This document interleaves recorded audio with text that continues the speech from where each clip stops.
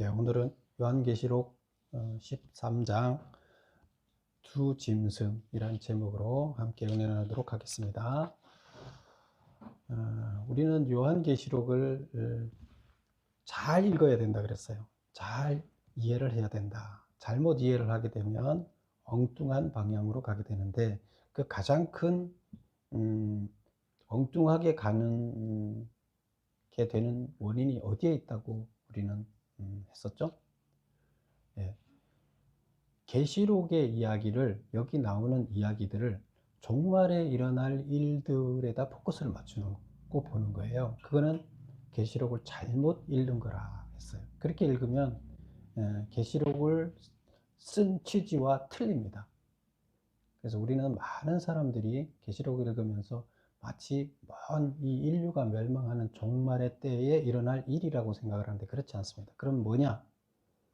성경은 역사 현장에서 현재 문제를 해결하기 위해서 우리한테 주어지는 하나님의 말씀입니다.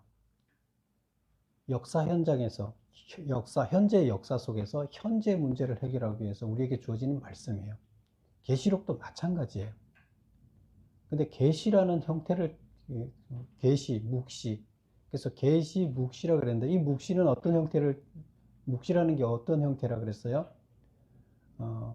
압제자가 있어서 그 압제자들한테 이게 무슨 뜻인지 모르게 우리끼리 알아듣게끔 해야 되기 때문에 묵시라는 문학을 빌려서, 묵시라는 양식을 빌려서 쓴다. 그래서 있는 그대로 기록하게 되면 이것을 전파하는 과정에서 이미 그거를 전파하지 못하게 로마에서 차단할 것이기 때문에, 그러면 성도들이 읽어야 되는데 못 읽잖아요. 말씀이 전달이 안 되잖아요. 그래서 현재의 문제를 해결하기 위해서 주어지는 메시지다, 이렇게 초점을 맞춰야 돼요. 그럼 해석할 때 그때 당시에 초점을 맞춰야 되겠죠. 먼 미래에 초점을 맞추면 안 됩니다. 왜 이 말씀을 드리냐면, 여기에서 오늘 나오는 것 중에 이제 666이라는 또 이렇게 이야기가 나오죠. 많은 사람들이 이것을 종말에 나타날 666이라는 어떤, 666이 뭐냐, 거기다 초점을 맞춰서 잘못된 해석을 만들어내고 있습니다. 근데 그것은 바로 종말에다 초점을 맞추기 때문에 잘못된 해석을 합니다. 그래서 오늘은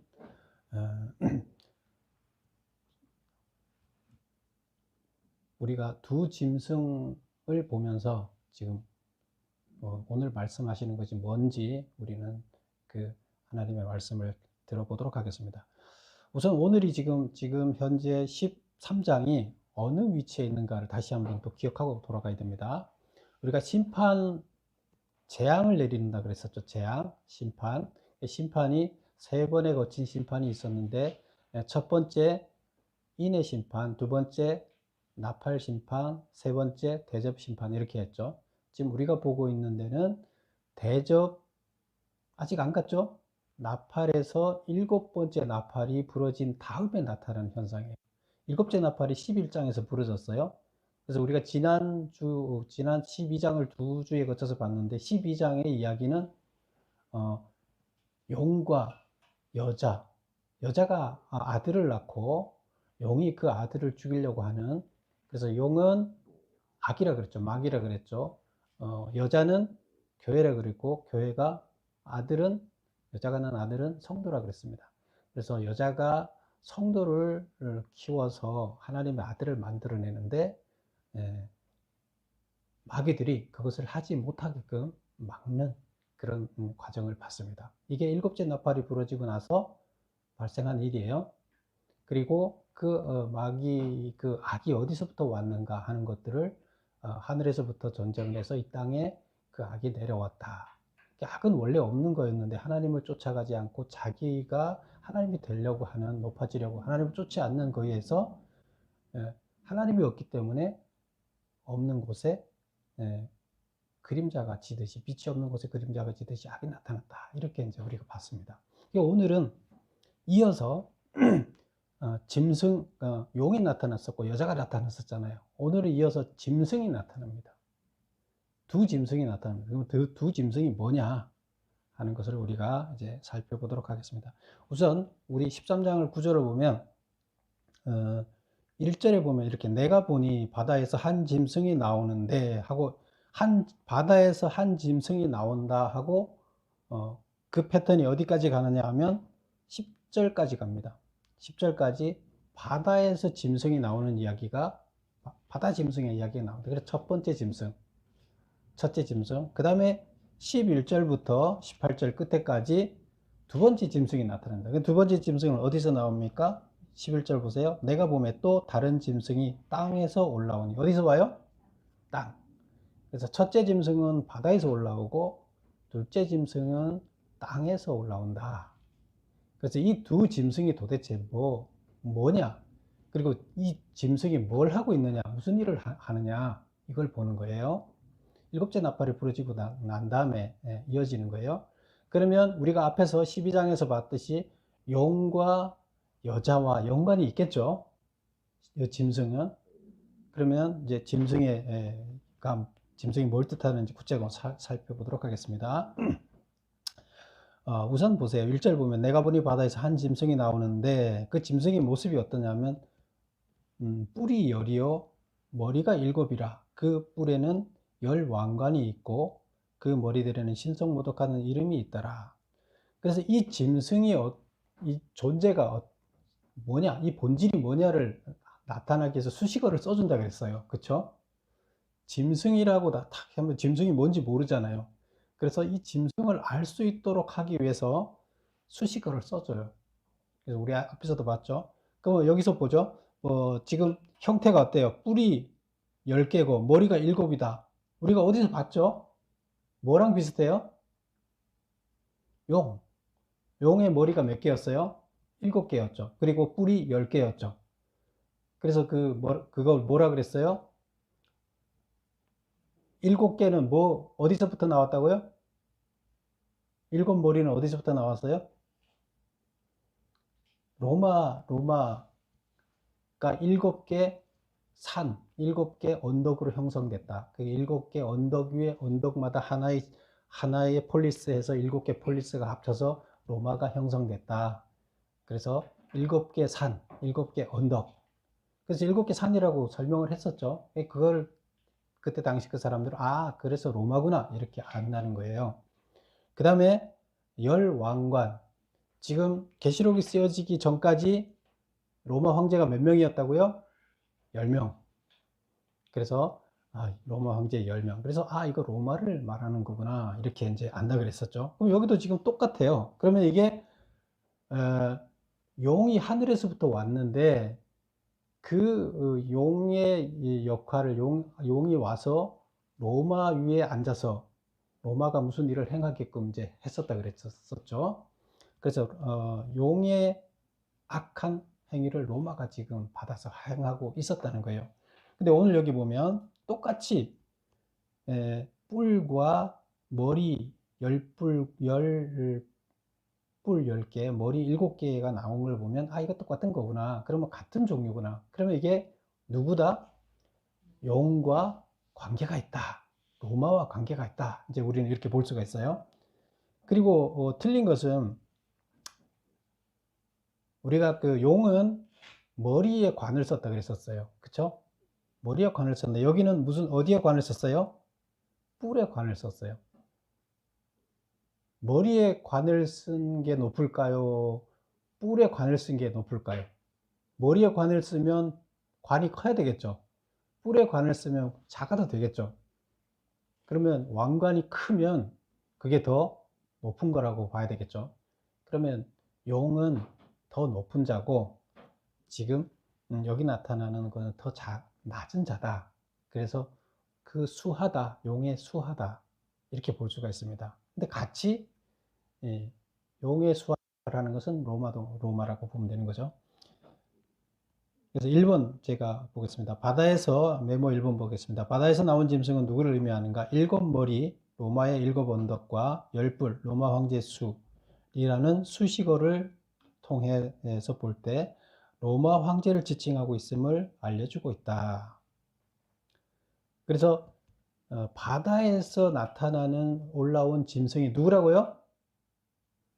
로마 황제를 지칭하고 있다. 그 다음 2번 보겠습니다. 그 짐승의 머리들에는 신성모독하는 이름들이 있었다는 말은 무슨 뜻인가? 신성모독하는 이름들이 있었다 이렇게 되어 있는데 메모 보겠습니다. 로마 황제들이 하나님께 붙일 수 있는 칭호를 자신들의 칭호로 사용하였다. 그래서 예를 들어서 네로는 그 화폐를 만들 때 그 화폐에 그 자기 이름, 왕의 이름을 박잖아요. 왕의 이름을 박으면서 그 왕의 이름을 뭐라고 했냐면 세상의 구세주 이렇게 바꿨어요. 자기가 세상의 구세주라는 거예요. 그 다음에 도미티아누스는 자기를 하나님 또는 주님이라 부르게 했어요. 칭호를 그렇게 부르게 했어요. 자기를 황제라 부르지 않고 하나님 혹은 주님이라고 부르. 그렇게 자기가 신이 되는 거예요. 그래서 이런 식으로 불렀다. 그러면 이거는 뭐다? 하나님의 이름을 자기가 가졌잖아요. 자기가 하나님 자리에 앉는 거잖아요.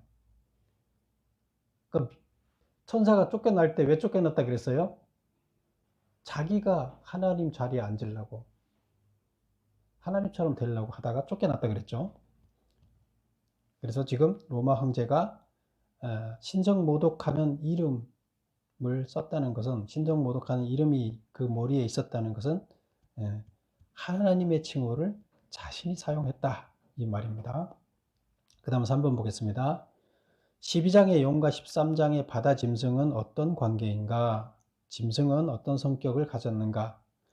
용이 자기의 능력과 보좌와 권세를 짐승에게 주었다. 이 절에 보면 그렇게 나오죠. 내가 본 짐승은 표범과 비슷하고 그 발은 곰의 발 같고 그 입은 사자의 입 같은데 용이 자기의 능력과 보좌와 큰 권세를 그에게 주었다. 용이 마귀잖아요. 사탄이잖아요. 그 사탄이 누구한테 줬다고요? 이 짐승한테, 바다에서 나온 짐승 로마 황제한테 뭘 줬다? 자기의 능력과 보좌와 권세를 줘서 대행하게끔 했다는 거예요. 하나님이 마치 하나님의 아들들을 키워서 하나님의 아들로 이 하나님 나라를 만들어 가는 것처럼 이 로마 황제를 자기 아들로 삼아서 자기 권세를 주고 행하게 했다는 겁니다. 그래서 용은 사탄이고 짐승은 그 하수인이다. 짐승, 로마 황제는 그 하수인이다. 관계는 그렇고, 그러면 성격은 어떠냐? 표범과 비슷하고 발은 곰의 발 같고 입은 사자의 입 같아. 그래서 아주 포악한 성격을 지녔다. 이렇게 볼 수가 있습니다. 마귀는 포악하죠. 4번 보겠습니다.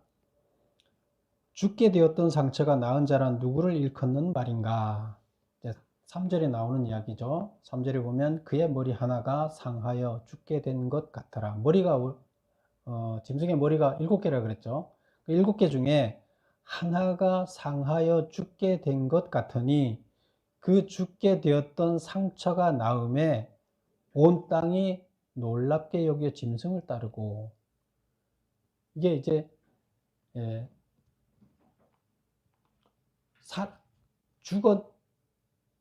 완전히 죽은 건 아니고 죽게 된 것 같으니 죽게 되었던 상처가 다시 나았다. 사람이 죽었다가 다시 살아날 수가 없잖아요. 죽었다가 다시 살아난 거예요. 예수님은 죽었다가 다시 부활하셨어요. 그런 것처럼 여기서 표현을 그렇게 쓰고 있어요. 죽게 된 것 같아가 다시 상처가 나음에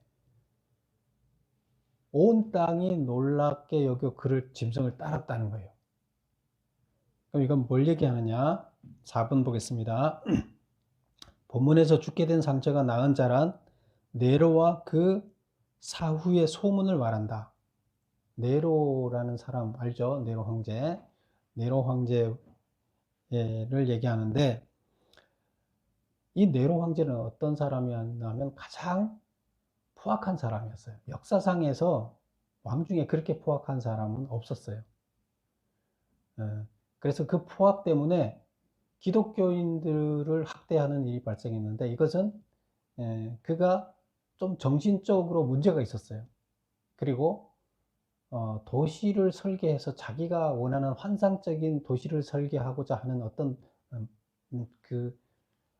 그런 좀 망상에 빠져 있었어요. 망상가예요. 도시 설계에 대한 망상을 하고 있었는데 그 하려고 그러다 보니까 로마가 복잡해지고 이게 뭐 다 바꿔야 되는데 뜯어 고쳐야 되는데 사람들이 살고 있는데 할 수가 없잖아요. 그래서 그 하는 방법이 뭐냐, 불을 질렀어요. 일부러 자기가 설계해 놓은 그 설계를 이 로마에 적용하기 위해서 불을 질러서 다 태워버린 다음에 해야 되겠다고 자기가 불을 질러서 로마를 불태웠어요. 그런데 여론이 안 좋아지겠죠, 그러면. 그래서 그 불을 질른 사람을 기독교인이다 소문을 내고 기독교인을 잡아서 다 죽이는 이런 방법을 썼어요. 그래서 기독교인을 박해하는 큰 일이 일어났는데 대대적으로 기독교인을 아주 다 죽이는 일이 일어났어요. 이게 뭐 때문에 일어났어요? 이 사람이 자기의 망상, 도시 계획을 새롭게 해보고자 하는 망상 때문에 거기서 발생한 거예요. 그래서 이때 누가 죽었느냐? 사도 바울, 베드로가 이때 다 순교당했어요. 그래서 기독교인들한테는 아주 악랄한 왕이었죠. 정말로 이런 왕은 없었어요. 황제는 없었어요. 그리고 이제 로마 사람들한테도 하도 이 사람이 폭정을 지금 자기 망상을 실천하기 위해서 불을 지를 정도라 그러면 다른 것은 뭐 보나 마나겠죠. 다른 사람들의 인권이라든가 백성을 위해서 정치를 하지 않겠죠. 자기 욕망이나 자기네 망상을 위해서 정치를 하겠죠. 그래서 처음에는 다른 사람한테 다 맡겨놨어요. 그리고 자기는 그냥 놀고 있었어요.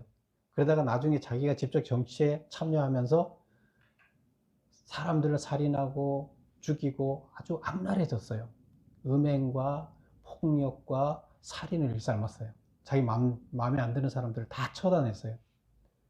그래서 심지어 자기 일을 잘 충성하는 사람들 다 죽이고 자기 가족들 다 죽이고 자기 부모들까지도 다 죽였어요.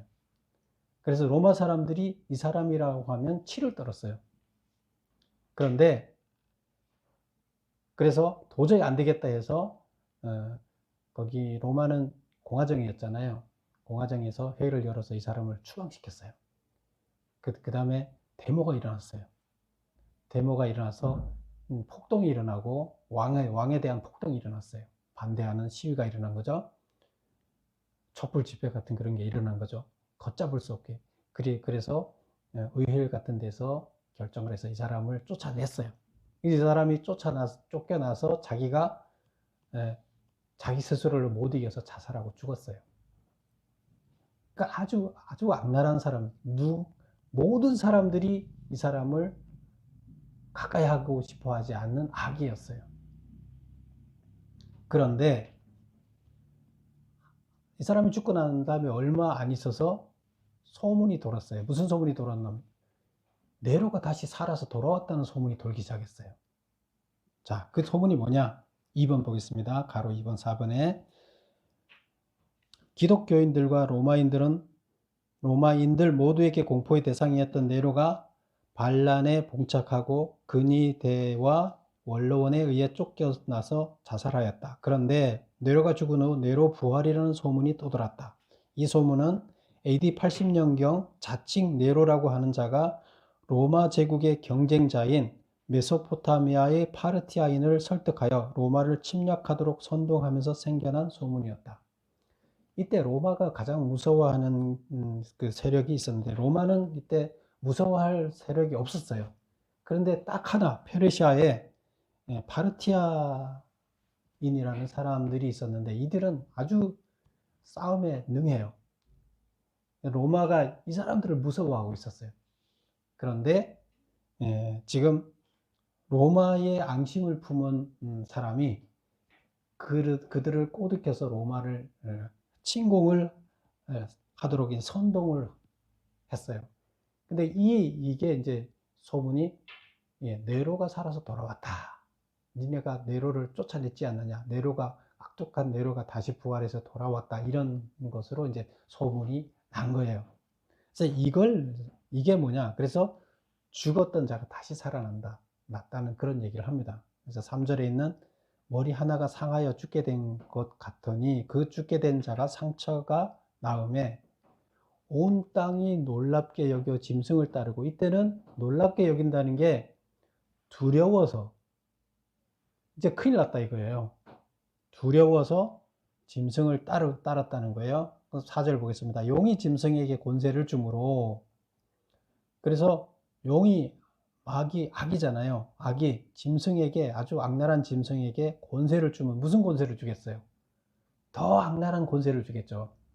권세를 주므로 용에게 경배하며, 사람들이 용에게도 경배하고 또 용이 후계자로 삼은 짐승에게도 경배하여 이르되, 누가 이 짐승과 같으냐, 누가 능히 이와 같이 더불어 싸우리요 하더라. 누가 이와 싸워 이길 수 있겠느냐, 이 악독한, 이 악랄한, 아무도 싸워 이기지 못한다. 그러니까 우리가 경배하자, 이제 이런다는 거예요. 그리고 또 5절 보면, 또 짐승이 과장되고 신성 모독을 말하는 입을 받고, 짐승이 뭘 받았다고요? 입을 받았어요. 어떤 입? 신성 모독을 말하는 입을 받았다. 누구한테로부터 받은 거예요? 용한테로부터. 용이 이제 신성 모독을 하는 용이잖아요. 그걸 이 왕들한테 또 줘서 왕들이 신성 모독해서 자기가 왕이라고, 자기가 하나님이라고 이렇게 하도록 했다는 거예요. 그 다음에 42달 동안, 긴 기간이라 그랬죠. 긴 기간 동안 일할 권세를 줬다. 권세도 주고 입도 줬어요. 모독하는 입도 주고 권세를 줬어요. 그 다음 보면 6절, 짐승이 입을 벌려 하나님을 향하여 비방하되 그의 이름과 그의 장막 곧 하늘에 사는 자들을 비방하더라. 그래서 입을 받았잖아요. 비방하는, 모독하는 입을 받았는데 그걸로 하늘을 모독하더라, 비방하더라. 또 권세를 받았죠. 7절에 또 권세를 받아 성도들과 싸워 이기게 되고 각 족속과 백성과 방언과 나라를 다스리는 권세를 받으니, 권세를 받아서 세상을 다 지배했다는 거예요. 악으로. 그럼 지금 세상이 지금 악의 세상이 된 거죠. 가장악을 한 거예요. 권세를 받아서. 그 얘기를 하는 거예요. 8절 보면, 죽임을 당한 어린 양의 생명책에 창세 이후로 이름이 기록되지 못하고 이 땅에 사는 자들은 다 그 짐승에게 경배하더라. 그래서 그 황제한테 어린 양의 생명책, 하나님의 생명책에 기록되면 구원받는 자잖아요. 생명책에 기록되지 않은 자들은 다 경배하더라. 그럼 생명책에 기록된 자는 누구예요? 어떤 자예요? 하나님의 말씀이 가슴에 있어서 황제한테 절해라도 절하지 않고 끝까지 버텨서 목숨을 걸고 싸워낸 자, 이들이 생명책에 기록된 자죠. 순교자들이죠. 이들 빼고는 다 잘했다는 거예요. 그 로마의 통치를 받는 모든 사람들이 다 절했다. 그런데 이들만 절하지 않았다. 생명책에 기록되지는. 그 다음에 9절 보세요. 누구든지 귀가 있거든 들을지어다. 지금 상황이 이렇다. 그리고 이제 메시지를 전하는 거죠. 누구든지 귀가 있거든 들어다. 상황이 이런데 뭘 어떻게 해야 되느냐? 사로잡힐 자는 사로잡혀 갈 것이요 칼에 죽을 자는 마땅히 칼에 죽을 것이니 성도들의 인내와 믿음이 여기 있느니라. 사로잡힐 자는 사로잡혀 갈 것이요. 사로잡히게 되면 사로잡혀 가라 이거야. 악한테 가서 죽으라는 거예요. 뭘 하기 위해서? 예배하지 말라는 거예요. 그래도 예배하지 않고 잡혀가면 죽으라는 거예요. 예배 안 드린 자 잡아 죽이면 가 죽으라는 거예요. 예배하지 말라는 거예요. 악을 숭배하지 말라는 거예요. 마귀한테 절하지 말라는 거예요. 당연한 거죠. 그 다음에 뭐예요? 칼에 죽는 자는 마땅히 죽을지로다. 또 잡혀갈 자는 잡혀가고 칼에 죽임을 당하면 죽으라는 거예요. 그래도 예배하지 말라는 거예요. 성도들의 인내와 믿음이 여기 있는, 성도들은 인내하고 이 믿음을 지켜야 된다. 여기 있다. 믿음이 여기 있느니라. 여기가 뭐예요? 여기 있다는 얘기 뭐예요? 성도들의 인내와 믿음이 여기 있다. 여기가 뭐예요? 뭘 거야? 무슨 말일까요? 경배하지 말라는 거예요. 경배하지 않는 것이, 인내와 믿음으로 경배하지 않는, 여기에 있으라는 거예요. 다 세상이 경배하지만 너희들은 인내와 믿음으로서 경배하지 말라는 거예요. 경배하지 않는 곳에 있으라는 거예요. 이게 여기에요. 그래서 지금 여기까지가 무슨 얘기냐면, 첫 번째 짐승이 하고 있는 행하는 일을 영으로부터 권세를 받아갖고 그가 악랄하게 세상을 지배하고 통치하고 하나님을 모욕하고 있어요. 그러면 선인 성도들은 어떻게 해야 된다? 끝까지 목숨을 걸고, 귀 있는 자는 들어라. 끝까지 목숨을 걸고 경배하지 마라. 이 얘기를 하는 거예요. 이게 이제 딱 한마디 메시지예요. 여기 저는 그 짐승에 대항하라는 거예요. 근데 로마 사람들이 보면 여기 짐승이 누군지 모르겠죠. 근데 이 지금 성도들은, 그리스도인들은 이걸 읽으면서, 아, 이게 그 짐승이 바로 로마 황제구나. 그 로마 황제가 용의 후계자인데, 악의 후계자인데, 우리를 어떻게 죽이더라도 우리는 끝까지 살아남으라는, 이겨내라는 거구나. 이제 그렇게 알아듣는 거죠. 그 다음에 이제 짐승, 그 넘어가기 전에 5번을 한번 읽어보겠습니다. 나은 자에 대한 소문으로 어떤 변화가 일어났는가? 그 병이 걸렸다가 죽었다가 살아났다, 부활했다, 내로가 살아 돌아왔다, 이런 얘기인데, 그러면 그런 소문을 듣고 나서 무슨 일이 일어났어요, 세상에? 온 땅이 짐승을 따르고 경배하더라. 좋아서 그럴까요? 죽을 때 환호했어요. 자살했다 했을 때 세상이 다 환호했어요. 박수치고 환호했는데, 축제를 벌였는데 다시 살아 돌아왔다 하니까 두려움에 경배할 수밖에 없다. 이제 이렇게 되는 거죠. 그 다음에 생명책에 기록되지 않은 자들은 모두 짐승에게 경배하리라.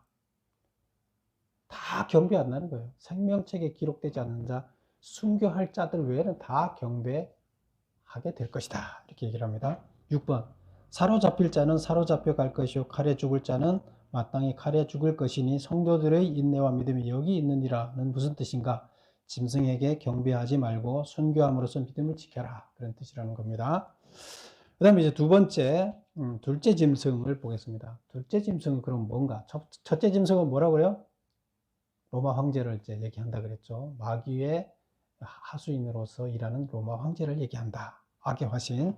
둘째 짐승, 땅에서 올라오는데, 땅에서 올라온 다른 짐승은 무엇을 의미하는가?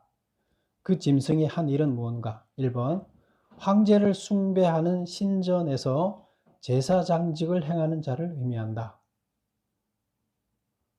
그 제사장이 그때 당시 다 있었죠. 뭐 하나님 숭배하는데도, 하나님께 경배하는데도 제사장이 있었잖아요. 여기도 이제 누군가 그 황제한테 제례를 주관자가 있어야 될 거 아니에요. 그래서 제사장이라고 이제 하는데, 황제 숭배하는 신전에서 제사장직을 행하는 자를 의미한다. 11절 한번 볼까요? 내가 봄에 또 다른 짐승이 땅에서 올라오니 어린 양 같이 두 뿔이 있고 용처럼 말을 하더라. 짐승이 올라왔는데, 지금 환상을 보는 거죠. 환상을 보여준 거죠. 그 보여준 것을 이제 기록한 거죠. 예수님이 환상을 요한한테 보여줬죠. 그 보여준 환상을 지금 기록한 거예요. 내가 봄에 다른 짐승이 땅에서 올라오는데 어린 양 같이 두 뿔이 있고, 양이 뿔이 두 개 있잖아요, 원래. 그래서 어린 양은 누구예요? 원래 우리 성경에서 예수님이잖아요. 예수님은 하나님의 아들이잖아요. 하나님의 그 일을 대행하는 자잖아요. 어린 양 같이 두 뿔이 있고, 그러면 여기서 지금 짐승은 이 짐승은 누구의 후계자라 그랬어요? 용의 후계자, 둘 다 용의 후계자예요. 그럼 첫 번째는 용의 후계자 중에 황제를 얘기하고, 여기는 지금 제사장을 얘기한다 그랬잖아요. 근데 여기서 어린 양 같이 두 뿔이 있고, 예수님도 첫 번째 제사장이잖아요. 하나님과 우리를 화해시킨 제사장이에요. 그래서 여기도 어린 양 같이 예수님처럼 이제 행세를 하게끔 이제 다른 짐승을 놓은 거예요. 그래서 어린 양 같이 두 뿔이 있고 용처럼 말을 하더라. 용이 말을 했죠. 짐승인데도 말을 하는 거예요. 무슨 말을 하겠어요? 짐승과 같이 말을 했다 그러니까 하나님을 모독하는, 신성을 모독하는 말을 하겠죠. 그래서 여기서 보면 마치 하나님의 아들로서 예수님이 행하는 제사장을 행했던 것처럼, 그래서 우리 인간을 하나님과 화해해서 연결 구원을 했던 것처럼 똑같이 이제 사람들을 유혹해서 거짓을, 자기는 예수님 같은 행세를 이 제사장한테 시키는 거예요. 그런 의미로 이제 해놓은 거예요. 그 다음에 그가 12절, 그가 먼저 나온 짐승의 모든 권세를 그 앞에서 행하고 땅과 땅에 사는 자들을 처음 짐승에게 경배하게 하니. 처음에 뭐 했어요? 먼저 나온 짐승, 바다에서 올라온 짐승, 황제죠. 짐승의 모든 권세를 그 앞에서 행하고, 권세를 그대로 다 받았다. 황제가 행하는 권세를 받아서 행하고, 땅과 땅에 사는 사람들을 처음 짐승에게 경배하게 하니, 황제한테 세상 사람들을 다 경배하게 만든다는 거예요. 그쵸? 무슨 말인지 알죠? 제사장이니까. 그래서 이걸 보면, 아, 이게 제사장이구나, 이렇게 알 수가 있는 거죠. 경배하게 하니 곧 죽게 되었던 상처가 나은 자니라. 죽게 되었던 상처가 나은 자가 황제였죠. 그 황제한테 제사하게끔 만든다는 거예요. 세상 모든 사람들이. 그러면 이거 제사장이죠. 제사장 역할을 하는데 마치 예수님이 제사장 역할을 했던 것처럼 이렇게 흉내를 내는 거예요.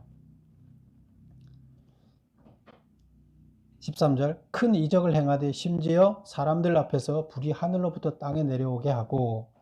그런데 이적을 행해요. 또 이 짐승이 무슨 이적을 행하느냐, 사람들 앞에서 불이 하늘로부터 땅에 내려오고. 불이 하늘에서 땅에 내려오는 거 우리 성경에서 어디 나왔었죠? 엘리야가 불을 내려서 그 물을 부어놓고 나무를 다 태웠죠.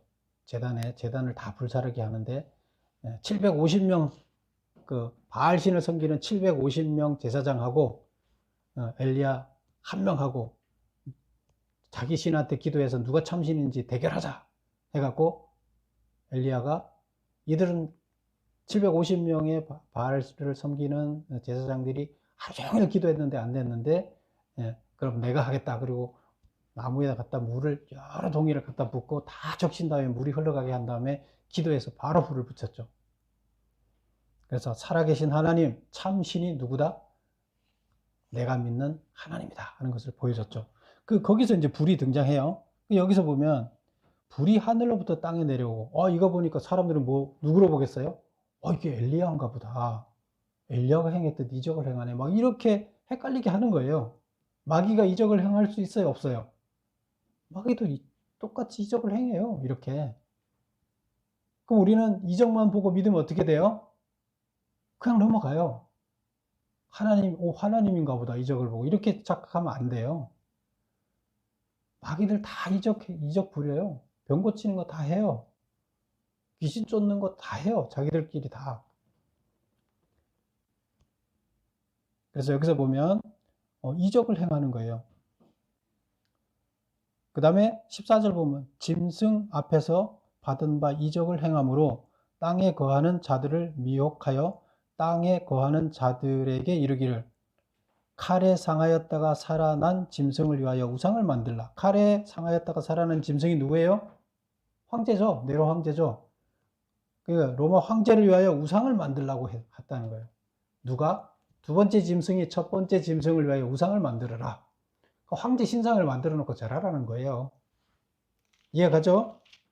15절 보겠습니다. 그가 권세를 받아 그 짐승의 우상에게 생기를 주어 그 짐승의 우상으로 말하게 하고. 누가 말을 해요? 짐승의 우상에게 생기를 주어. 우상을 만들었는데, 우상이라는 건 뭐예요? 어떤 형상을, 황제 형상을 만들어 놨는데 그 형상이 말을 한다는 거예요. 생기를 넣어서 그 형상이 말을 하게끔 해요. 이게 뭐예요? 이것도 기적이잖아요. 이적을 행하는 거예요. 그 짐승의 우상으로 말하게 하고, 또 짐승의 우상에게 경배하지 아니하는 자는 몇이든지 다 죽게 하더라. 그래서 성전을 지어놓고 성전에다가 그 황제 같이 생긴 그 우상을 만들어 놓고, 황제가 바뀌면 우상이 바뀌겠죠. 만들어 놓고 절하게 하는데 절 안 하면 죽이더라는 거예요. 무슨 말인지 다 이해가죠? 로마가 했던 말을 그대로 기록한 거예요, 여기다가. 단지 짐승, 제사장과 로마 황제만 짐승으로 표시를 한 거예요. 16절 보겠습니다. 그가 모든 자 곧 작은 자나 큰 자나 부자나 가난한 자나 자유인이나 종들에게 그 오른손에나 이마에 표를 받게 하고, 그가 누구예요? 두 번째 짐승이 모든 사람한테 표를 받게 해요. 무슨 표를 받게 할까요? 예배를 드린 사람들한테는 표를 줘요. 예배를 1년에 한 번씩 무조건 와서 예배를 안 드리면, 황제한테 예배를 안 드리면 표를 안 줘요. 그리고 그들은 1년에 한 번 안 드리는 사람은 잡아다 죽여요. 그리고 그래서 예수 믿는 사람들은 안 드리니까 다 잡아다 죽이는 거예요. 그리고 표를 주는데 어디다 표를 준다고요? 몸에다가 표를 준다는 거예요. 그래서 여기 보면 오른손이나 이마에 표를 받게 하고, 근데 여기는 실제로 오른손이나 이마에 표를 받게 한 건 아니고 표를, 확인서를 줬어요. 증서를 줬는데, 예배 드렸다는 증서를 줬는데, 여기서는 표현을 이렇게 한 거예요. 여기서 이마에 표를 인을 찍었다 하는 건 하나님을 신실하게 믿는 자는 하나님이 화인을 찍어서 구원을 확답을 해줬다는 그와 같은 예를 들면 마귀의 인을 받았다는 표시를 하는 거예요. 누구를 예배했기 때문에? 마귀를 예배했기 때문에. 황제가 섬기는 용, 악을 예배했기 때문에 뭘 했다? 마귀의 화인을 받았다. 그래서 이것을 표현을 오른손에나, 증서받은 것을 오른손이나 이마에 표를 받게 했다. 그러니까 그리스도인들이 말씀을 이렇게 손에다가 메고 다녔고, 또 하나님의 인치심을 이마에다 인쳤다, 구원자를 인쳤다, 이제 이 표현을 여기다가 적용을 한 겁니다. 17절 보겠습니다. 누구든지 이 표를 가진 자 외에는 매매를 못하게 하니 물건을 사거나 팔지 못해요. 그러면 먹고 살 수 있겠어요? 못 먹고 살아요. 굶주려야 돼요. 이 표는 곧 짐승의 이름이나 그 이름의 수라. 매매를 못하게 했는데, 표가 없으면 매매를 못하게 했어요. 그런데 그 표는, 짐승이 이제 표를 줬는데, 예배를 드린 자한테는 표를 줬는데, 표는 뭐다? 예배 증서라는 거예요. 예배 증서를 표를 나눠줬다. 그런데 이 표를 가진 자 외에는 매매를 못하게 하는 이 표는 곧 짐승의 이름이나 그 이름의 수라. 짐승의 이름, 지금 네로 황제가 그 알파벳을 숫자로 표시를 하면 666이에요. 그래서 네로 황제를 이때 이렇게 이게 무슨 말이냐면, 옛날에는 지금은 숫자가 수학이 발달해서 1, 2, 3, 4가 다 백성들이 다 알고 있잖아요. 모든 국민들이. 근데 그때 당시에는 뭐 아라비아 숫자는 있었지만 모든 세계 사람들이 수가 없었어요. 1, 2, 3, 4가 없었어요. 그러면 알파벳만 있잖아요. 그럼 알파벳에다가 뭐 물건을 숫자를 세려면 알파벳에다가 A는 1이고 B는 2고 이런 식으로 정했어요. 자기들이. 그래서 알파벳이 뭐 50개면 50개를 가지고 정해서, 그 다음에 숫자가 두 개가 합쳐지면 10이면 또 뭐 이게 1000이다, 만이다 이런 식으로 자기들이 약속을 해서 정했어요, 숫자를. 그래서 알파벳을 가지고 수를 계산할 수가 있었어요. 그래서 그 수를 계산을 하게 되면 네로라는, 여기서 짐승의 이름이나 혹은 그 이름의 수다 이렇게 했는데, 네로라는 이름을 수로 풀이를 하게 되면 666이에요. 그래서 그 얘기고, 18절 지혜가 여기 있으니 총명한 자는 그 짐승의 수를 세어보라. 짐승이 이제 네로인데 그 네로의 수를 세어봐라. 이름의 숫자를 더해봐라. 그러면 그것은 사람의 수니 그 수는 666이다. 이렇게 되어 있습니다. 자, 그러면 메모한 걸 보겠습니다. 7번에 짐승이 한 일이 뭔가? 짐승은 제사장을 얘기한다 그랬는데 짐승이 한 일은 가로 2번 땅에서 올라온 다른 짐승은 처음 짐승에게 예배하게 하고 경배하게 하고 황제에 대한 우상을 만들게 하였으며 그 우상을 말하게 하고 하늘에서 불이 내려오는 것과 같은 큰 이적을 행하며 사람들을 미혹시켰다. 지들이 참 예수님이고 참 하나님인 것처럼 이렇게 사람들을 미혹하는 겁니다. 또한 우상에게 경배하지 아니하는 자에 대해서는 죽이게 하였다. 자기들이 참신이기 때문에, 로마 황제가 참신이기 때문에 예배하지 않는 자는 죽이는 거예요. 황제에게 경배한 자에게는 표를 받게 하였다. 표를 가지지 않은 자는 매매를 하지 못하게 하였다. 이게 제사장이 하는 일이에요. 두 번째 짐승, 제사장이 하는 일이에요. 그래서 제사장은 첫 번째 짐승을 위해서 일을 하는 거죠. 황제를 위해서 일을 하는 거죠. 8번 보겠습니다. 짐승의 표란 무엇인가? 666은 누구를 지칭하는가? 1. 짐승의 표란 황제 신상에 제사를 드리고 나서 받는 확인증을 말한다. 로마 통치하에 있는 모든 사람들은 1년에 한 번씩은 황제 신전에서 제사를 드려야 했으며 제사를 드린 자에게는 증명서가 발부되었다. 이 증명서 없이는 물건의 매매도 할 수 없게 되었다. 그래서 짐승의 표, 짐승이 주는 표는 확인증이다. 예배를 드린 것을 주는 황제 이름이 찍힌 거. 황제한테 예배를 했으면 황제 이름을 딱 찍어서 주는 거예요. 네로 찍어서 주겠죠. 그럼 이게 뭐예요? 이게 짐승의 표예요. 그런데 그거를 계산해보면 네로라고 찍어줬는데 그걸 계산해보면 뭐라고요? 666이라는 거예요. 네로가 수로 계산해보면 지혜 있는 자는 어떻게 해보라? 총명한 자는 그 짐승의 수를 세워보라. 계산해보라 이런 얘기예요. 네로라고 찍힌 그 도장을 계산해봐라. 가로 2번 666은 네로 황제를 지칭하는 숫자, 즉 사단의 앞잡이 노릇을 하는 거짓 선지자를 의미한다. 곧 제사장은 누구를 말하는 거예요? 거짓 선지자예요. 그렇죠? 가짜 선지자는 가짜 제사장이잖아요. 황제도 누구예요? 가짜, 황제도 가짜잖아요. 자기들이 신이라고 그러고. 첫째 짐승과 둘째 짐승은 다 뭐예요? 마귀, 사탄의 하수인 노릇을 하는데 그들은 누구다? 거짓 선지자다. 거짓 신을 믿게 하는 거짓 선지자예요. 그래서 백성들한테 거짓 선지자 역할을 해요. 누가? 하나님을 믿지 못하게 하니까 거짓 선지자잖아요. 황제와 황제 밑에 있는 제사장이. 그들 다 잡아서 거짓 선지자라고 보면 되는 거예요. 그래서 666은 네로 황제를 지칭하는 숫자인데 사단의 앞잡이 노릇을 하는 거짓 선지자를 의미한다. 오늘날도 거짓 선지자 많죠? 그래서 그 풀이를 해보면 네로 황제의 라틴어 이름이 N이 R인데 이것을 숫자로 표현하면 N이 50, E가 60, R이 500 뭐 이렇게 해서 다 더하면 666이 된다. 이렇게 되어 있습니다. 그런데 지금 많은 사람들이 이거를 지금도 잘못 해석하고 있어요.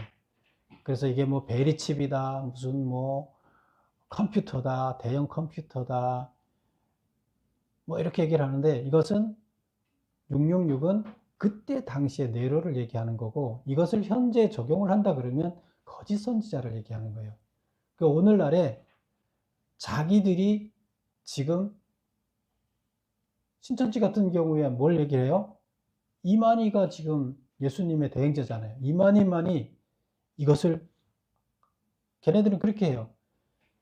이 지금 계시록을 풀 사람이 아무도 없었다. 왜? 감춰놨다. 하나님이 감춰놨어요?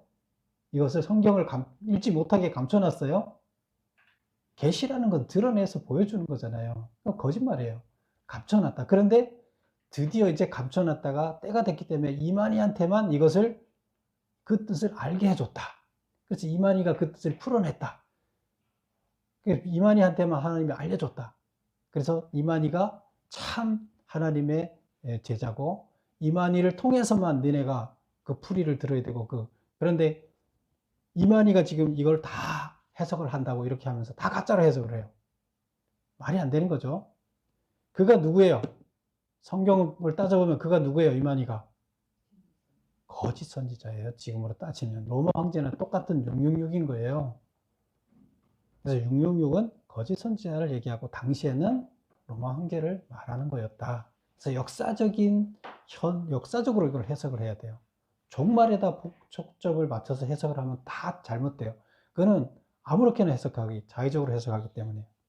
자, 오늘 보면 지금 7번째 나팔이 부러진 다음에 일어나는 현상이라 그랬어요. 그래서 용이 그 후계자들을 통해서 로마 황제와 그 로마 황제를 섬기는 제사장들을 통해서 거짓 선지 역할을 하면서 참 하나님을 섬기는 사람들이 섬기지 못하게끔 하는 이것을 여기서 고발하고 있습니다. 그래서 이것을 이겨내라. 여기 메시지는 뭐예요? 결론적으로 이것을 생명책에 기록된 자만이 이겨낸다. 하나님의 말씀으로 화인 찍힌 자만이 이겨낼 수 있다는 거예요. 그리고 넘어가지 말고 끝까지 그것을 지켜내라 하는 것이 오늘의 메시지가 되겠습니다. 기도하겠습니다. 아버지 하나님, 오늘도 주님께서는